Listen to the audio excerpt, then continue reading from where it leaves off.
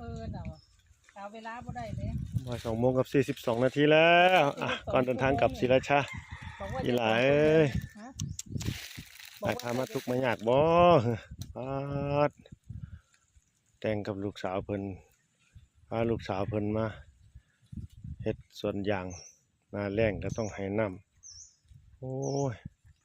ไอจนทนบ่ได้กลับไปจากไอ้ซะอีหลาเอ้ยคันจนทนได้ก็อยู่นำกันไปโดนๆนั่นล่ะเด้อเดี๋ยวเว้าไหมอ้าวไอ้จนทนได้บ่คันทนได้ก็ทนไปกันโดนคันทนบ่ได้ก็ไปซะอีหลาเด้อไอ้ก็อยู่พอซำนี้ล่ะไอ้ก็ได้ฉันมาแล้วเธอใครตามไม่มาไม่รู้ติมาสร้างว่าโอ้เป็นยังบุญล่ะบุญพลาบุญน้ำพายอีหลีได้มาเป็นเคยบ้านโน้นเมาเอาลาเอาโอ้ใจสู้ขนาดเลย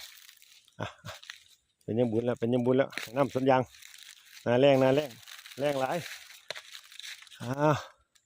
ยางเปลี่ยนใบละยางผลิใบละใบล้นหมดแล้วอีหล่าโอ้เก่งขวัญใจในสวนยางโอ้ขับรถเปลี่ยนกันได้บ่ได้แล้วอีหล่าเด้อขับศรีราชาช่วงแรง